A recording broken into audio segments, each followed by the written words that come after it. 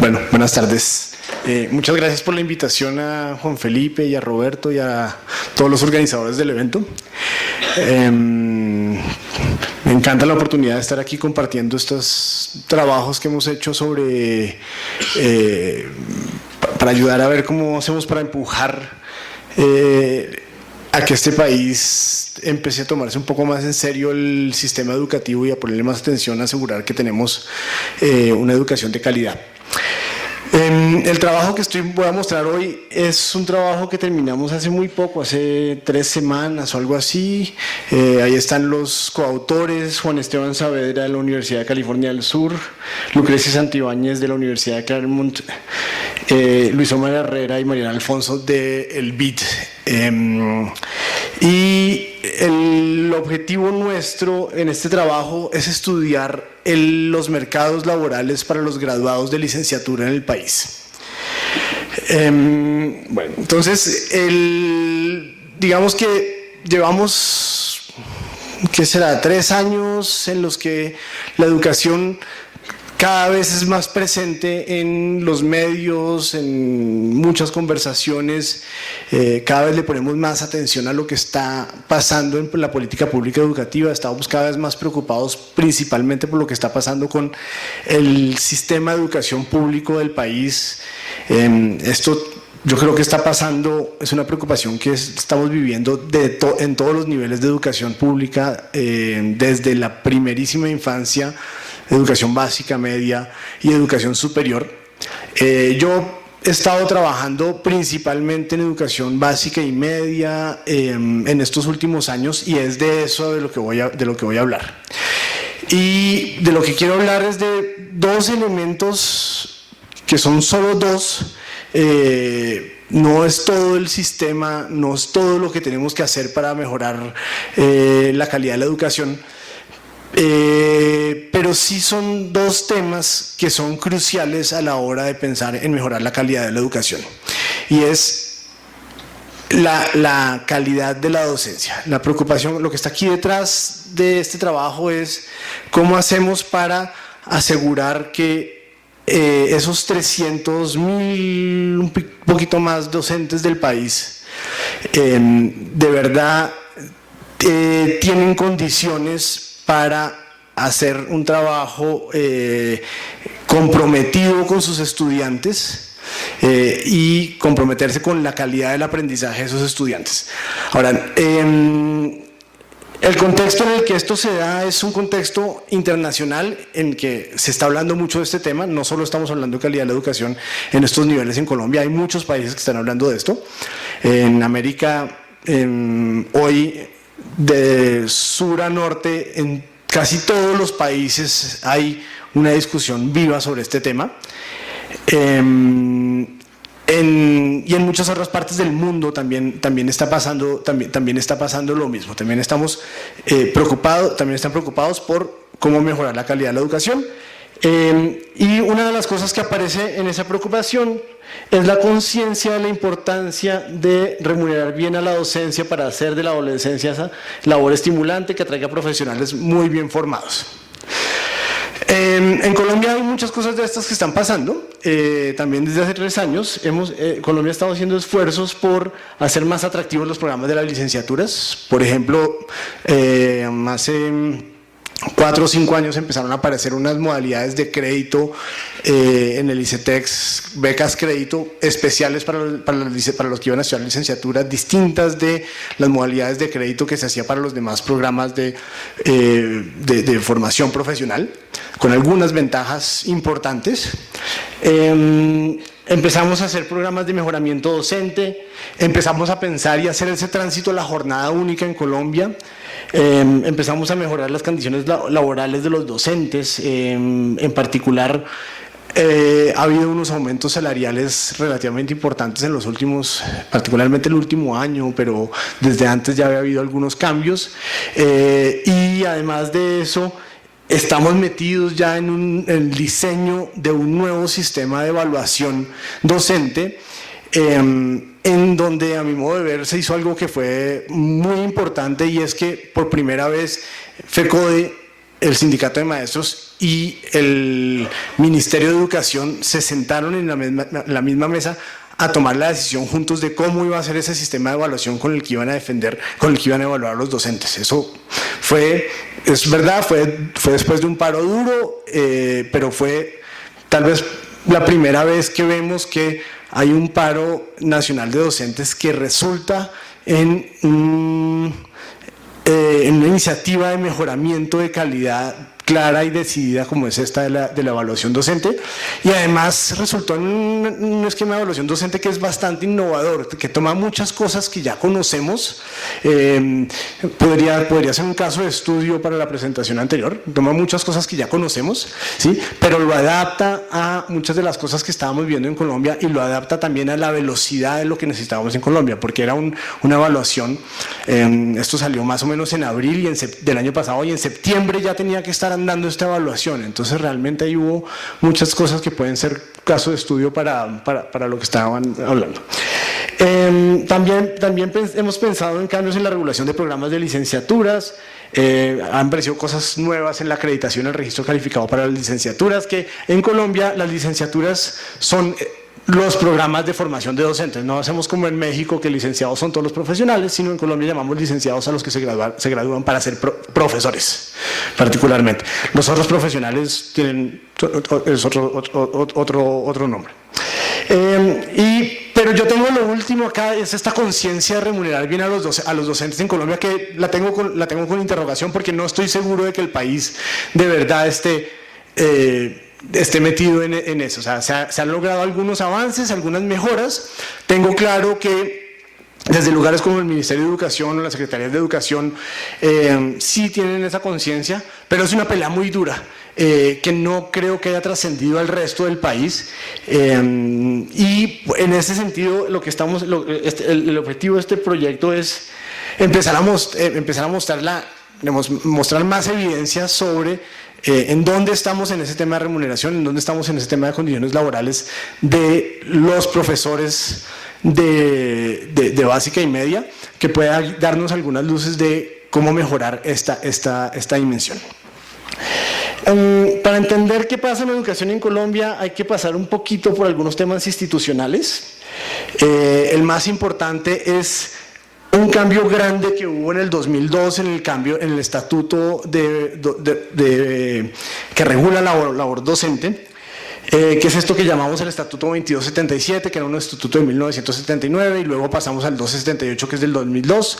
Las diferencias importantes están ahí, pero básicamente es que antes no había evaluación, a partir del 2002 sí. Antes del 2002 la entrada era muy poco transparente, a partir del 2002 si bien puede no ser perfecta, ya les voy a mostrar alguna evidencia de que de pronto sí hay cosas que están funcionando bien en esa entrada.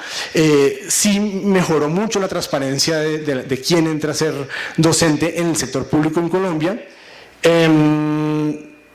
Y hubo un aumento en los salarios de entrada, que era un aumento, no era enorme, pero era significativo, y también había una pendiente un poco más alta en esos salarios de los docentes. Entonces,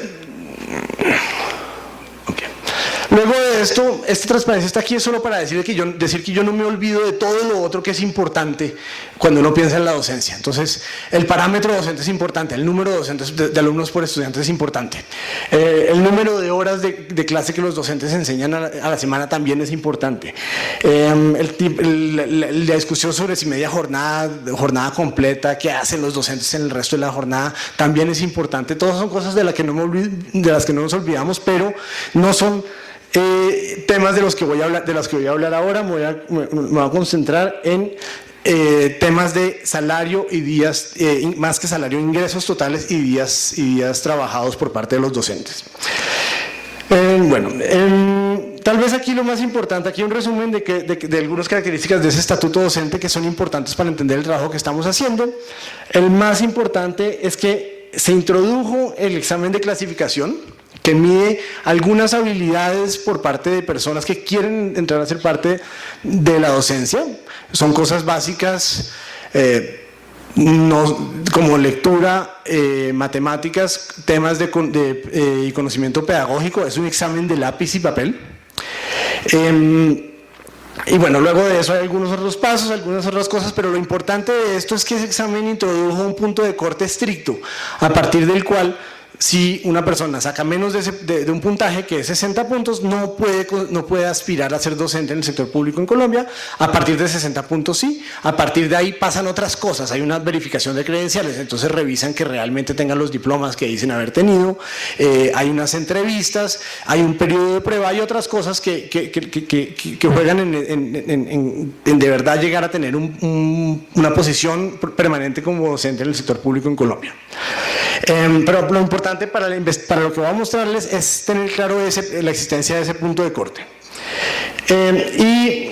Básicamente esto es importante porque nos permite hacer un diseño muy particular, que es el que llamamos diseño de regresión por discontinuidad. Ya voy a dar detalles sobre esto para estudiar eso. La pregunta que va a hacer es tener evidencia causal sobre la relación entre tener un puesto como profesor en el sector público y las condiciones laborales, y aquí voy a hablar de ingreso y días de trabajo anual. Acercarnos a saber algo sobre las ocupaciones alternativas de los grados de licenciatura que no entran a trabajar en el sector público.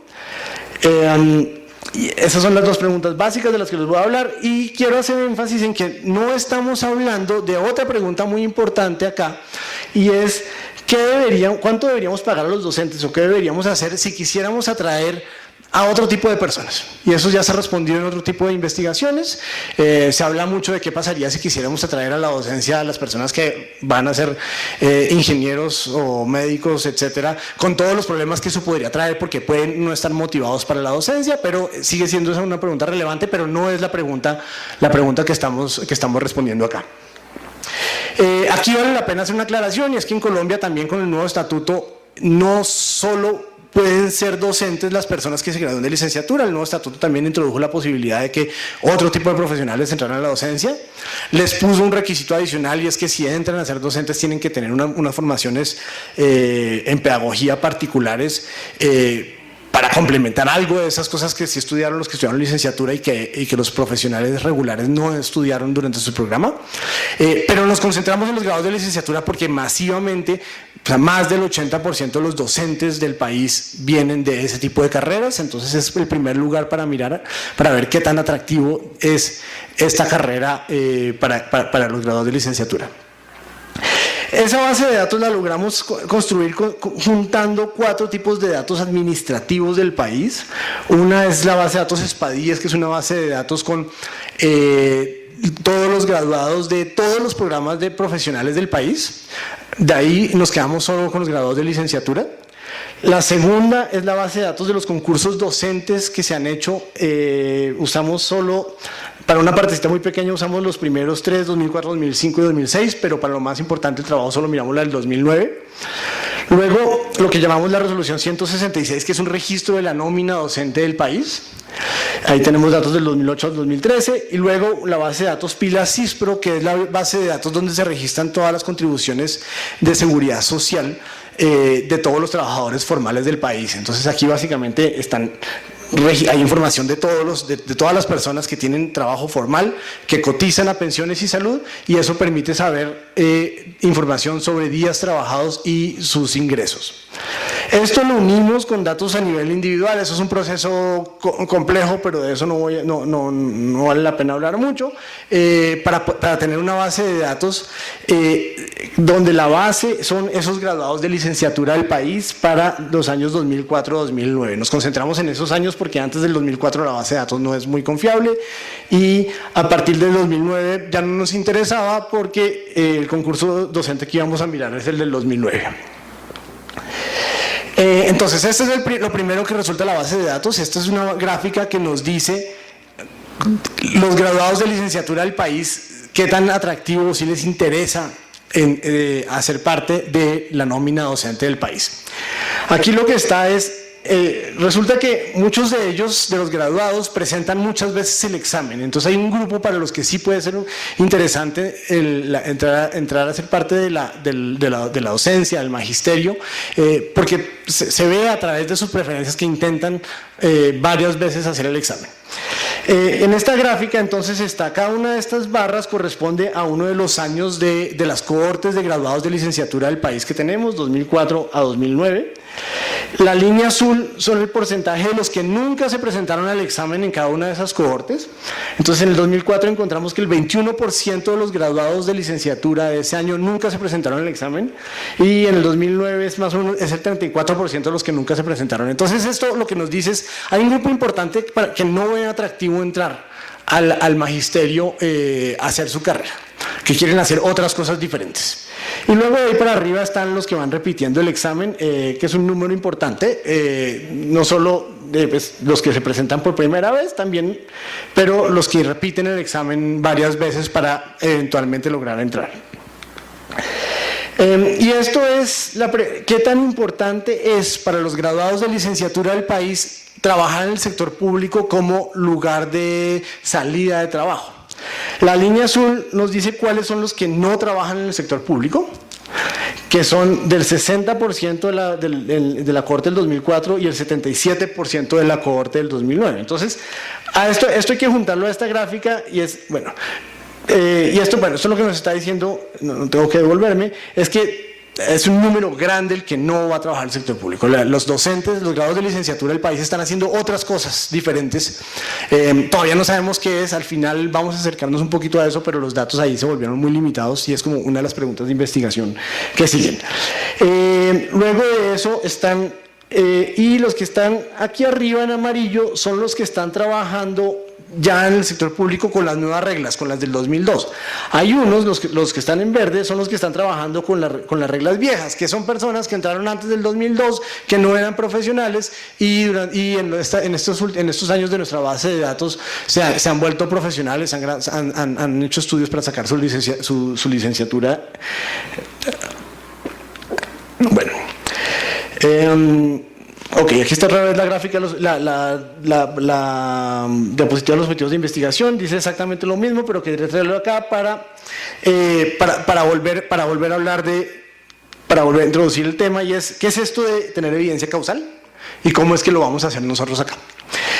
Entonces, el problema de tener causalidad es que no podemos comparar a las personas que están adentro del magisterio con los que están afuera porque pueden ser muy diferentes. Si comparamos sencillamente los salarios o los días trabajados de esos dos grupos, podemos caer en un problema grave, y es que un problema de autoselección, o tener algo que llamamos sesgo de selección, y es que esa comparación en salarios, diferencias en salarios, pueda estar explicada por otra cosa diferente a ser parte del magisterio. Puede ser que no les interesó ser docentes a unos y a otros sí, puede ser que algunos eran más creativos y más innovadores y no se aguantaban las cadenas del colegio y entonces querían estar en otros lados, etcétera. Puede haber muchas diferencias que pueden estar ahí detrás y queremos, digamos, deshacernos de todas esas diferencias para poder concentrarnos en una diferencia particular, y es ser parte del magisterio o no ser parte del magisterio. Y queremos que lo único que explique nuestras diferencias en salarios entre un grupo y otro sea eso, si son parte del magisterio o no son parte del magisterio.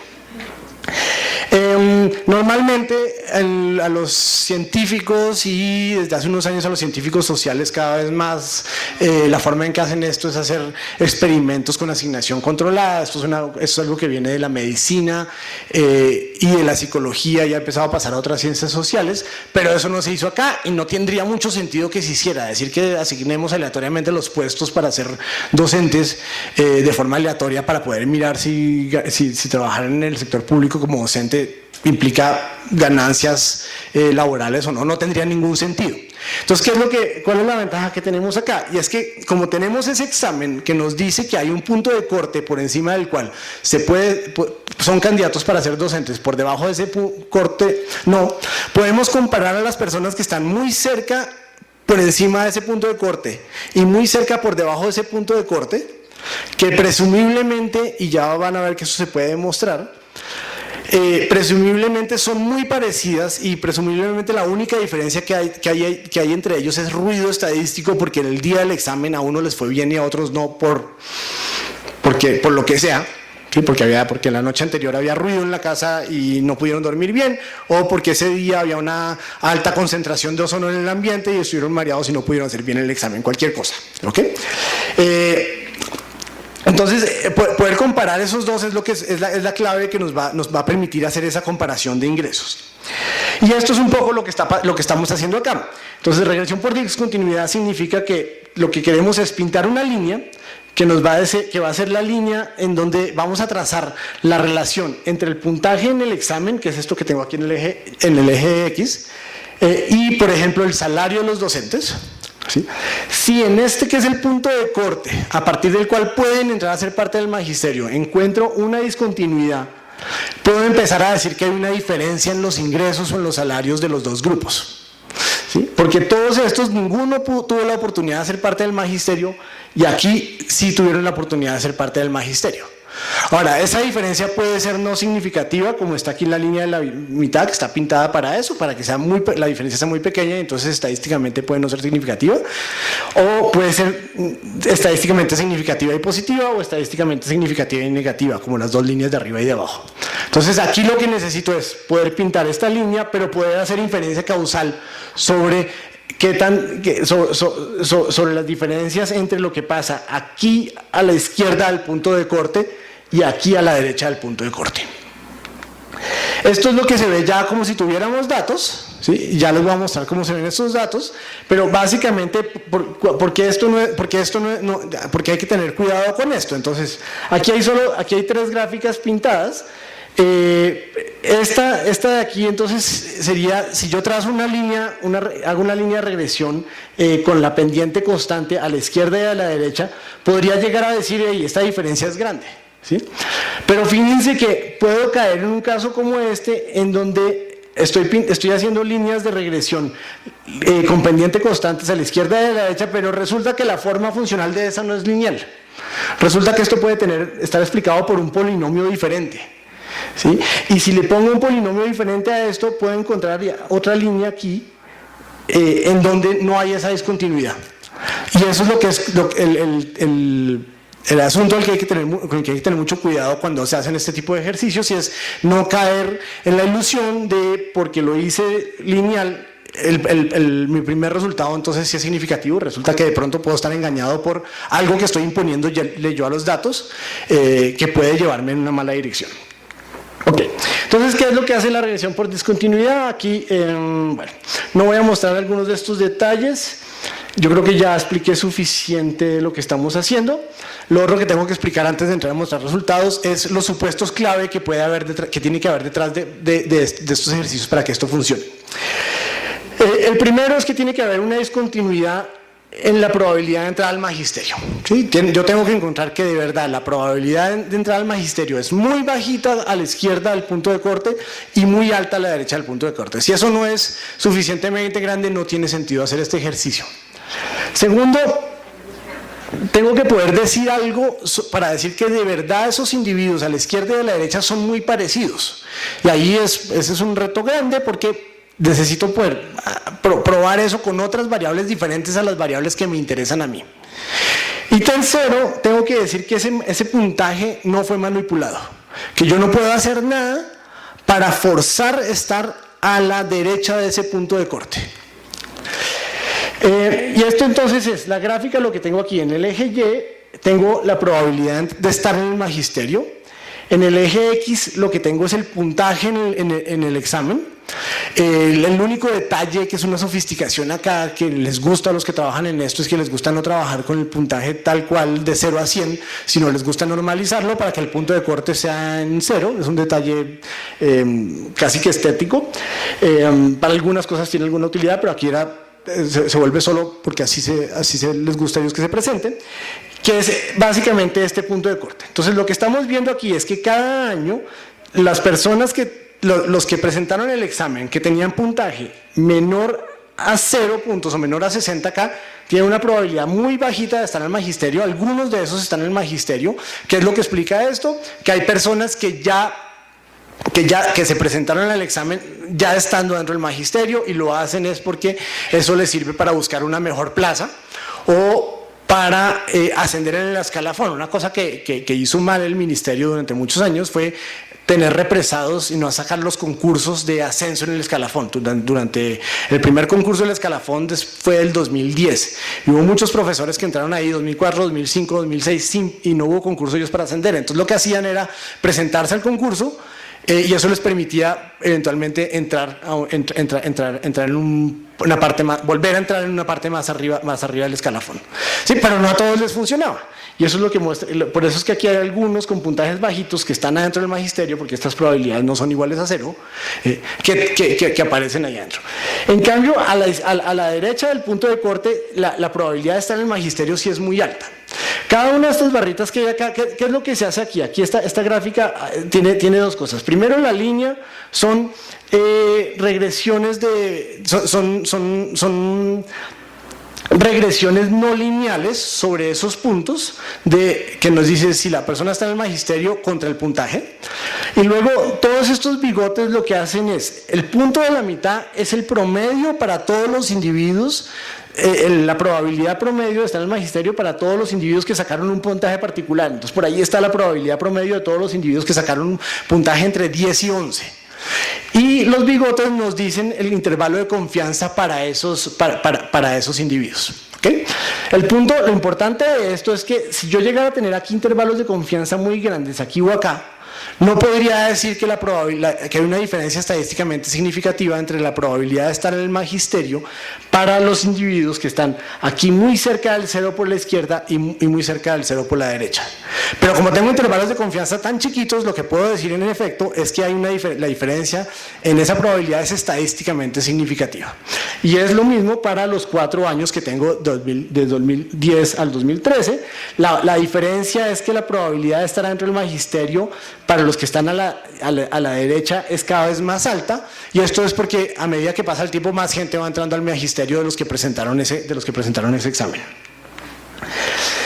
Esto es lo mismo que teníamos allá, la única diferencia acá, y la estoy mostrando, es que esto nos permite insistir en que esa diferencia es estadísticamente significativa, y aquí lo estoy mostrando es para mostrar que aquí tengo muchas variables que me están permitiendo ajustar por ese polinomio a izquierda y a derecha para que no sea lineal. Aquí traje solo el polinomio de grado 2, pero esto lo hicimos con polinomio de grado 3 y grado 4 y las diferencias son las mismas. Y lo que quería mostrar aquí es que hay otras formas de demostrar que esto es estadísticamente significativo, y esto lo estoy viendo con este coeficiente que está acá. Este es el coeficiente asociado a ese brinco en el punto de corte. Y luego, para mostrar que estamos teniendo cuidado con incluir ese polinomio para no caer en esa trampa de la forma funcional autoimpuesta por los investigadores. Bueno, discontinuidad la probabilidad de entrar al magisterio. El primer supuesto, el segundo supuesto es la no manipulación. Esto que está aquí es el ajuste de la curva de la función de distribución del puntaje de entrada.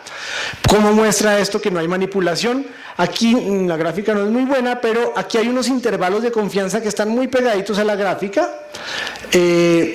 y que dicen que sí, lo que me servirían es para ver si aquí en esta línea negra, que es el ajuste de esa distribución de probabilidad, hay un brinco ahí alrededor de 60 y se sale de ese intervalo de confianza, estaría en problemas yo, porque ya no podría decir que no hay manipulación. Pero aquí entonces lo que está pasando es que esa función de distribución es muy continua y las dos líneas claritas que no se ven tienen por dentro esa función de distribución, entonces me permite seguir tranquilo y decir que no hay esa manipulación. Y el último, que probablemente es el puntaje, el supuesto que es más importante, es intentar demostrar que los individuos a izquierda y a derecha son parecidos en otras dimensiones distintas de mis resultados de interés. Aquí lo que hacemos es usar la mayor número de variables de control que tenemos, y es género, si la persona se graduó en una institución de educación pública, si recibió ayuda financiera durante sus estudios de pregrado, si se graduó en el tiempo establecido por el programa, el año de grado, si se graduó de una institución de educación superior acreditada, y el promedio en saber pro de la institución de educación superior de la que se graduó. Y fíjense que en todas estas no vemos esos saltos alrededor de 0 puntos. Aquí la línea es muy muy continua, son intervalos de confianza muy chiquitos, Y eso puede hacer dudar de que haya continuidad, porque podríamos estar engañados por la vista. Ya les voy a mostrar entonces la otra prueba, pero aquí ya empieza uno a ver que sí puede haber continuidad en todas estas, que la probabilidad de ser mujer y estar a la izquierda y a la derecha del punto de corte es la misma, estadísticamente significativa. La probabilidad de graduarse en una institución de educación superior pública a la izquierda y a la derecha estadísticamente es la misma, etcétera. La historia lo complementa lo que pasa con la discontinuidad en días trabajados en el año. Aquí hay unas discontinuidades que son mucho más chiquitas. Para el 2010, 2011 y 2012 lo que vemos es que los que están trabajando en el magisterio trabajan un poquito más que los que no están trabajando en el magisterio. Esto se ve es porque esta gráfica aquí a la derecha del punto de corte está un poquitico por encima de la gráfica a la izquierda del punto de corte. La diferencia es en el 2013, en donde el brinco es hacia abajo, ¿sí? Entonces estos que están trabajando en el magisterio aparecen trabajando un número menor de días que los que no están en el magisterio. De nuevo aquí nos pasa algo parecido, y es que como estas gráficas, aquí gráficamente no es tan claro si hay discontinuidad o no, lo volvimos a hacer lo vamos a mostrar con resultados de regresión, y el resultado es que estos son los coeficientes asociados a ese brinco, son estadísticamente significativos. El tercero es estadísticamente significativo pero negativo. Entonces esto está diciendo que en el 2010, 11 y 12 estos graduados de licenciatura que entraron a trabajar en el magisterio trabajaban más que sus pares que no lograron entrar al magisterio porque quedaron un poquitico por debajo en ese punto de corte en el examen, pero que en el 2013 ya estaban trabajando menos.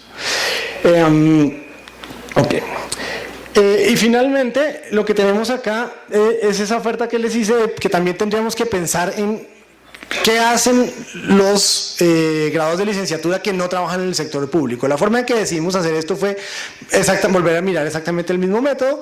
Nuestra base de datos tenía código SIU para poder mirar dónde están trabajando, y nos permitía saber cuáles están trabajando en el sector no oficial educativo. Y lo que vemos es que tenemos unas probabilidades. Aquí de nuevo lo que tenemos es la probabilidad de trabajar como docente en el sector no oficial. De nuevo aquí en el eje X tenemos el puntaje en el examen, y lo que mostramos es que la probabilidad de que estos que son los graduados de licenciatura que no entraron al magisterio están trabajando en el sector público no oficial es menor al 15%. Esto lo que quiere decir es que si no entran a trabajar al sector público educativo, mayoritariamente entran a hacer otras cosas diferentes. De nuevo, complementando un poco el mensaje al principio de que la mayoría de ellos no están en el sector público, en el sector educativo oficial, pero tampoco están en el sector educativo no oficial. Bueno, y esto entonces les había anunciado que íbamos a mirar resultados 2010 al 2013, pero que después íbamos a mirar resultados para el 2008 y 2009. Mirar 2008 y 2009 nos presenta dos oportunidades diferentes. Por un lado, mirar si antes de entrar al magisterio había diferencias significativas. Si encontramos que no había diferencias significativas, entonces los resultados que ya hemos mostrado sobre ingresos dicen eventualmente estas personas sí tuvieron una mejora en ingresos y eventualmente en su bienestar por entrar al magisterio. Y segundo, también alivia la sospecha de que haya discontinuidades en variables que no estemos observando. Y lo que observamos acá, tenemos los tres resultados: la probabilidad de trabajo formal, los ingresos totales formales y los días al año trabajados, y es que en ninguna de las tres dimensiones, para el 2008 ni para el 2009, encontramos diferencias que son estadísticamente significativas entre los que sacaron más de 60 puntos y los que sacaron menos de 60 puntos en ese examen del 2009. Bueno, eso es básicamente los resultados del trabajo. Voy a insistir con conclusiones y las cosas que a mí me preocupan de implicaciones de política acá.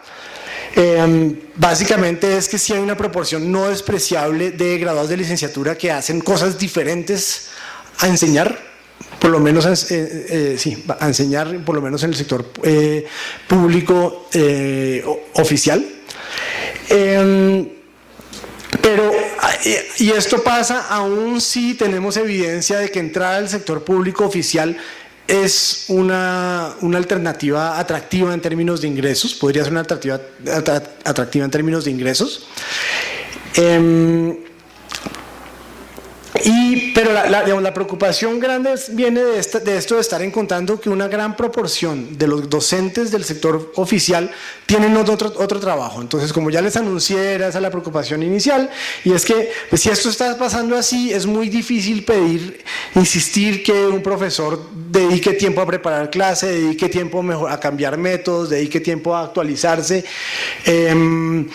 Y también presenta muchos retos para la jornada única. Ahora estamos intentando pasar de esta jornada de 6 horas al día a una jornada de 8 horas al día, en donde el docente debería estar más tiempo en el colegio.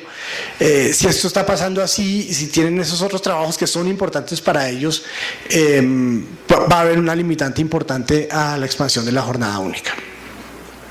Eso es. Muchas gracias.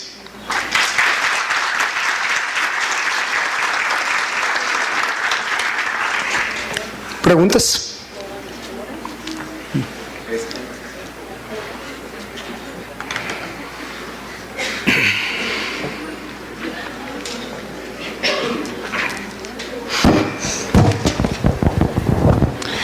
Hola, mi nombre es Deimer, estudiante de licenciatura, y la cuestión que usted nos presenta no es solo preocupante. La cuestión es de que muchos de los que somos licenciados vemos el sector oficial a veces con una objeción. Hay muchas trabas, a veces una carga educativa que se le ha dado al magisterio. Usted estaba hablando de lo que tenía que, por ejemplo, el ingreso para ser docente. Se hablaba de un puntaje. En este caso, la mayoría de los licenciados, y en esas pruebas se mide lo que tiene que ver con la lectura y la comprensión lectora y lógico-matemático. Nos estamos colgando en lo lógico-matemático y no estamos pasando el examen, y por la misma razón se está viendo esa falencia. ¿Quiénes están pasando el examen? Ingenieros, personas que tienen de pronto la capacidad para presentar este examen. Entonces, uno ve en las instituciones personas con otros títulos que bien se les da un título, se les da ¿cómo lo llamaría? Un diplomado de pedagogía, pero no es lo suficiente. Entonces, yo desde el punto de vista personal, cuando esto sucede, ¿yo qué hago? Yo busco el sector privado, o bien sea la investigación, o bien sea en trabajo con independencia o con fundaciones y ese tipo de cosas. Pero eso es lo que está pasando, y no solamente es la visión mía, porque conozco muchos licenciados que dicen, uno se presenta y no le alcanza por la prueba que el mismo Ministerio de Educación tiene. Entonces, es eso. Se está mirando al licenciado, se está midiendo con las capacidades de matemáticas de tal vez de un ingeniero que sí las tiene. Pero el licenciado, tal vez, o sea, yo hablo por mí, no sé si algún otro licenciado no se vaya a ofender, pero son pruebas que están, digamos, descontextualizadas. Para mí están descontextualizadas. ¿Respondo o espero? Ok, a ver, digamos, sí, no a la respuesta. No son ingenieros los que están obteniendo la mayoría de esos puestos de todas formas. Aquí lo que mostré fueron de las cohortes del 2004 al 2009 quienes se presentaron al examen. Parte de lo que pasa con ese examen es que se están presentando cohortes viejas. No son las cohortes nuevas las que se están presentando. Son de todo el magisterio hoy, menos del 10% son no licenciados, alrededor del 90% son licenciados o normalistas. Entonces, de todas formas, digamos, la competencia que sienten de otras áreas no es, digamos, no es tan clara. Ahora, eventualmente sí tiene sentido lo que usted está diciendo, de decir, bueno, si el profesor digamos, pues necesitamos un examen que sea más apropiado, ¿sí? Y yo estoy de acuerdo con que un examen de lápiz y papel no filtra todo lo que uno necesita filtrar para saber quién se va a desempeñar bien en el aula, ¿sí? Y también estoy de acuerdo con usted en lo que usted dice sobre esos cursos que hacen para los profesores que no son licenciados en habilidades pedagógicas, que digamos, tampoco son suficientes. Hola, Luis Guerra, doctorado en Ciencias del Mar. Dos cosas que me llaman la atención. La primera es que el estudio lo haces con personas que han terminado una licenciatura y se presentan a una prueba, y a partir de esa prueba pues ingresan al magisterio. Y es muy preocupante que una gran proporción de ellas nunca entran al magisterio, y preocupa en términos de lo que es calidad de educación. Me refiero a meterse a un programa, estudiar una licenciatura con el sueño de llegar algún día a ser docente, y finalmente viras tu carrera hacia otro tipo de actividad. ¿Cómo enfrentar entonces ese problema? Que hay ahí como una pista.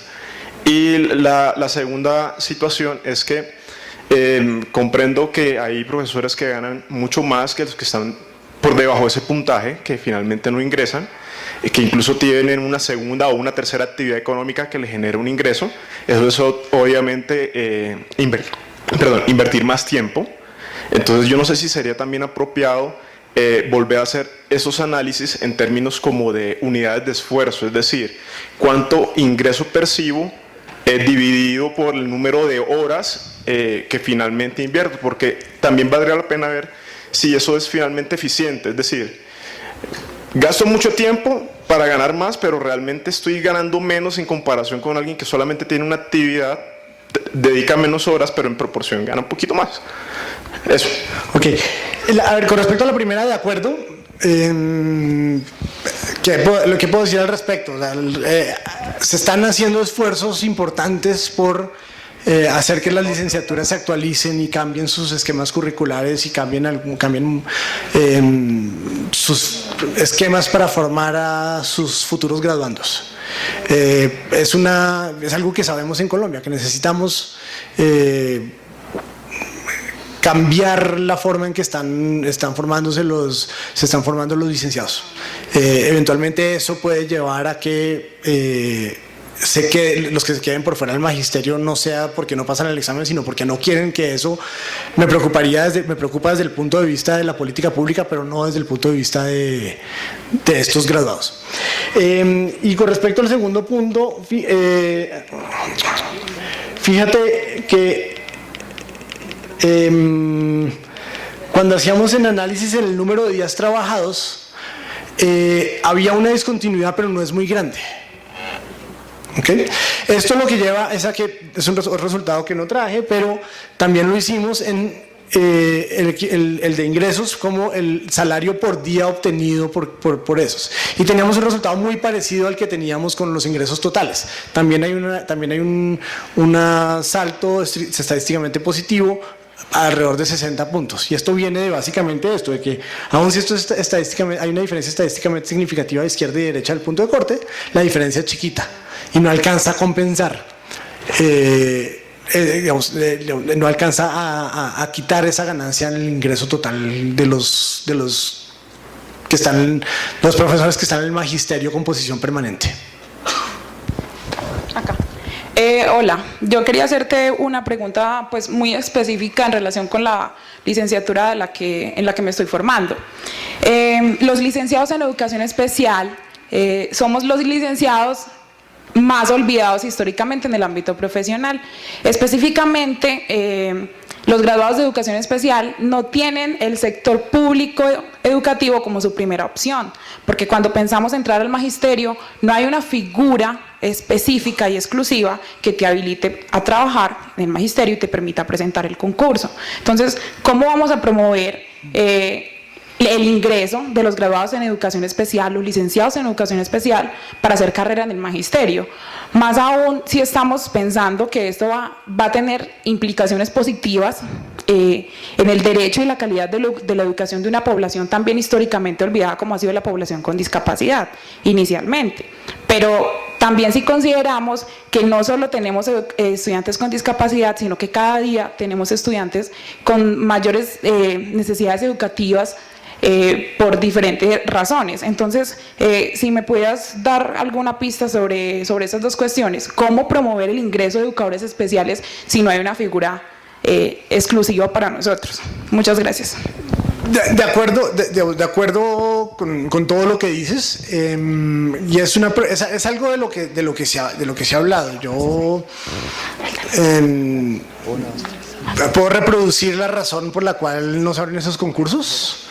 Que es básicamente que es difícil asignarlos, que es muy costoso poner un educador para personas con discapacidades, con necesidades especiales en cada colegio, pero no creo en esa razón, porque yo creo que hay muchas formas en las que el sistema educativo se podría organizar para dar cabida a profesores con estas habilidades que son muy importantes y necesarios. Probablemente la que yo he visto ensayar acá que funciona mejor es lo que hacen en la Alianza Educativa y algunos de los grupos de colegios en concesión, y es que no hay un docente para personas con necesidades especiales o discapacidades asignado al colegio, sino hay un grupo para un grupo grande de colegios. Y han logrado cosas importantes con eso y han logrado darle la vuelta a los problemas económicos asociados a la contratación de profesores con esas habilidades. Hola. Bueno, yo quería hacer una pregunta referente a la nueva reforma de las licenciaturas. Yo no soy estudiante de licenciaturas, pero pues comparto como ese mismo inquietud de cómo se van a ver posicionadas las licenciaturas después de esta reforma. Pues no sé si algunos de los compañeros que estudian alguna de las licenciaturas pues se hayan ya visto afectados desde este momento, y cómo a través de la modelación y de los estudios que se han venido realizando, cómo ven que los licenciados se puedan posicionar más allá del magisterio. ¿Cómo pueden ver que realmente vale la pena estudiar una licenciatura? Precisamente como lo decía otro compañero que anteriormente habló, pues digamos el panorama es un poco oscuro, pues en el sentido de que es difícil acceder al magisterio, también es difícil estar en el sector privado. Entonces, pues comparto como esa inquietud. A través de la nueva reforma de las licenciaturas, ¿cómo se va a ver posicionado pues toda la parte de precisamente este acceso? A ver, la nueva reforma de las licenciaturas tiene algo que ayuda en esta dirección, y es que ha sido súper polémico y ha sido algo que ha molestado mucho en el medio, pero yo creo que para los estudiantes es bueno. Y es que al reducir las denominaciones de las licenciaturas, hace mucho más fácil para los graduados participar en este tipo de concursos. Porque ya no tienen que andar justificando una licenciatura que tiene un nombre que no cabe, que el ministerio no sabe cómo llamar a concurso para ese tipo de graduados. Ya va a tener un nombre estándar que va a permitir una coherencia entre las necesidades del país, de cómo se interpreta el ministerio, y los graduados de licenciatura que estamos teniendo en el país. Entonces ahí sí hay una preocupación por mejorar esto y por mejorar las opciones de los grados de licenciatura del país. Evitar que ese tipo de cosas pasen, de licenciados que no pueden presentarse a un concurso porque su licenciatura tiene un nombre que no cabe en lo que el ministerio llamó, y de pronto es una persona que sí sabe lo que se necesita para enseñar en áreas estándar en colegios. ¿Respondí? ¿Sí? Ok. Hola. Mi pregunta va más hacia la regresión, porque no la pude ver bien, pero me gustaría saber si tuvieron en cuenta, digamos, alguna estandarización por regiones o en la zona rural urbana, porque pues pensando digamos en la cantidad de oferta que uno puede encontrar en las instituciones, digamos si estamos mirando en Bogotá la cantidad de colegios públicos versus colegios privados es muy diferente, así uno mira en una sección rural, digamos también la cantidad de gente que puede postularse al examen y qué tan significativa es la relación. Ok. Me devuelvo a cualquiera de las regresiones que todas tienen el mismo formato. Entonces, dos cosas que son importantes. Antes de eso, me devuelvo a... no, ya.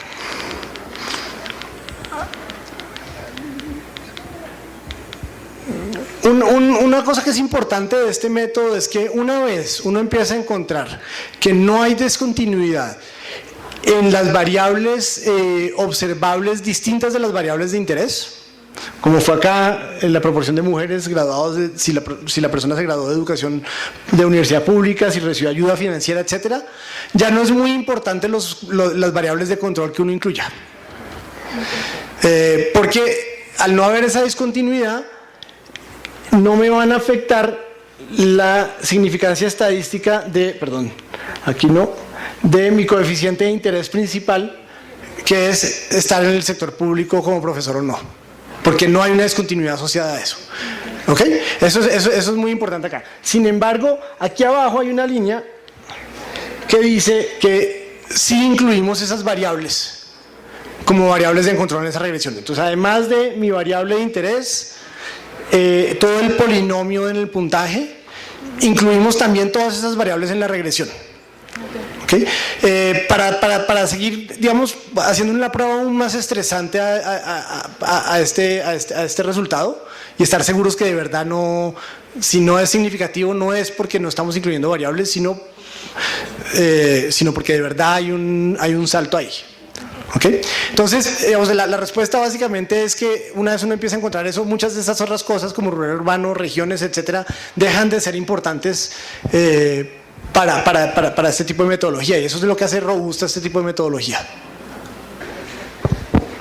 Buenas tardes, mi nombre es Mateo Guaira y pues como veo que el tema de la conferencia que estás dictando tiene que ver con la calidad de la educación, siento que es un tema que está adelantado, porque si hablamos de calidad de la educación, tenemos que poner un énfasis en educación.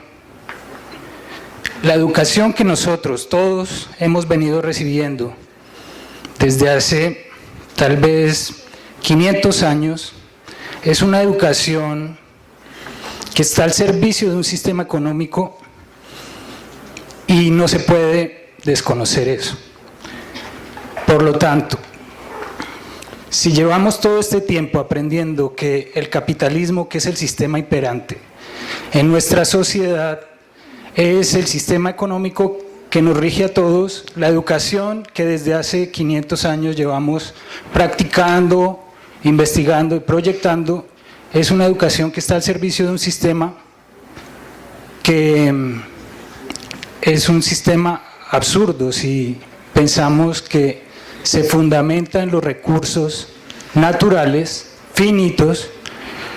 A esto pues quiero conectarlo con la conferencia anterior en la cual el señor conferencista nos decía la posibilidad de pensar en mercados infinitos. ¿Cómo podemos pensar mercados infinitos para recursos que se acaban, que se agotan?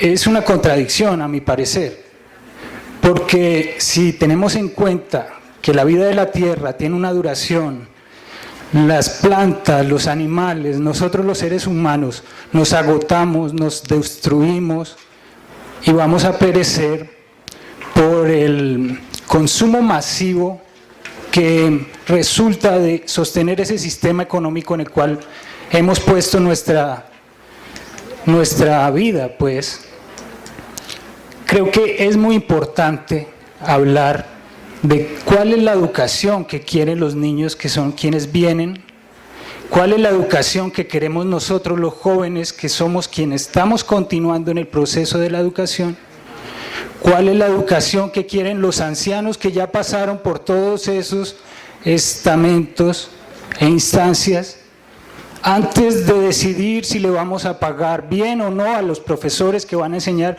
unas cosas que de pronto no están acorde con el pensamiento que tienen esos niños, nosotros y los ancianos para el futuro, para podernos ver en el mundo como sobrevivientes.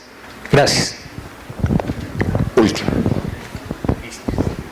Hola, mi nombre es Álvaro Acevedo, yo soy maestrante de Educación en la Universidad Javeriana. Es una pregunta que tal vez tenga dos al tiempo.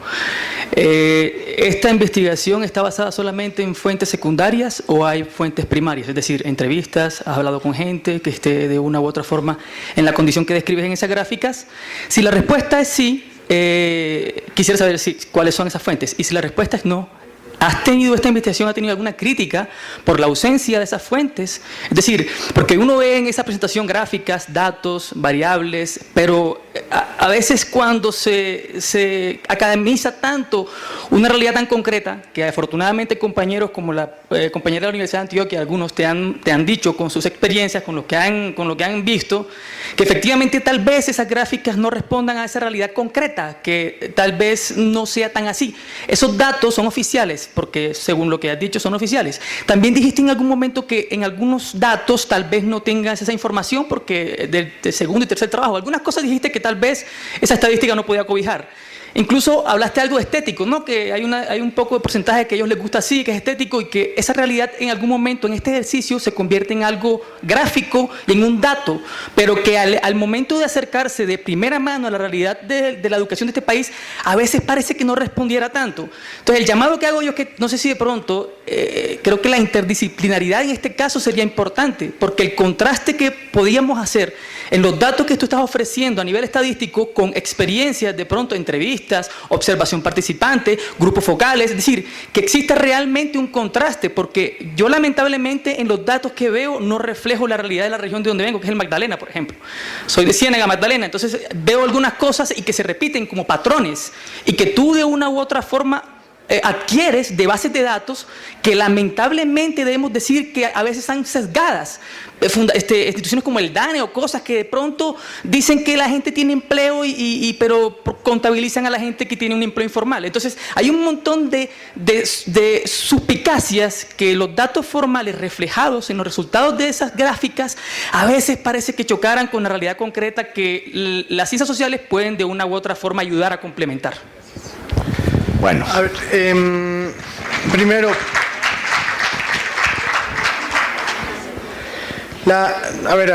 hubo un par de preguntas sobre la estructura del sistema educativo, y de nuevo estoy de acuerdo, o sea, este trabajo no es sobre eso. La forma en que yo veo mi trabajo y que yo veo investigaciones como estas es gradual, no tengo que resolver todas las preguntas al mismo tiempo. ¿Sí? Entonces aquí resolví unas. Esto de ponerle en foco a todo el sistema y a todo el mundo, eso es algo que yo le dejo a Roberto. A mí me gusta ponerle el foco a un problemita chiquito y resolverlo y entenderlo. Esta cosa de los sistemas complejos y globales, eso es más para Roberto, que es el que sabe hacer ese tipo de cosas. Yo prefiero ponerle foco a algunas cosas, a algún problema particular y entender lo que me dice algún tipo de fuentes. Yo también hago quali, también hago entrevistas, también hago grupos focales. Justo ahora estoy empezando a hacer algo de eso de lo que tú estás diciendo, entonces voy a ir a algunos otros sitios, vamos a ir a Palmira, vamos a ir a Soacha, vamos a ir a Soledad, etcétera, a averiguar este tipo de cosas. Ya los he hecho en el pasado, entonces no es, lo que pasa es que aquí es la primera vez que presento esto, quería presentar los resultados de esta investigación completo. No tengo críticas a la investigación porque es la primera vez que lo presento. Entonces, pero sí les prometo que yo hago eso otro también. ¿Ok? ¿Okay? Sobre el sistema educativo, de nuevo también, creo que estoy también, digamos, sí tenemos que pensar en todas las áreas de la formación para todos los colombianos, no concentrarnos solo en unas pocas áreas. Necesitamos licenciatura en primera infancia, necesitamos licenciaturas en educación física, necesitamos licenciaturas para personas con necesidades especiales, etcétera, y necesitamos ir resolviendo eso poco a poco, pero de nuevo no era ese el objetivo de este estudio.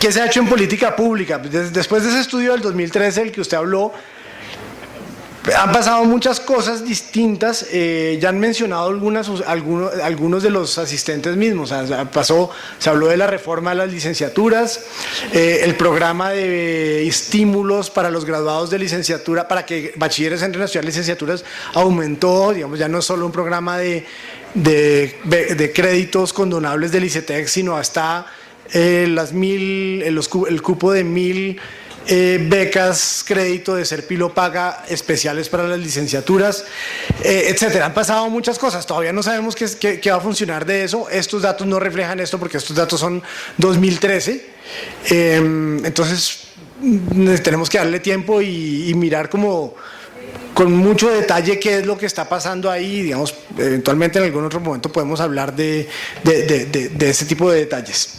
Eso es. Muchas gracias. Muchas gracias, Darío.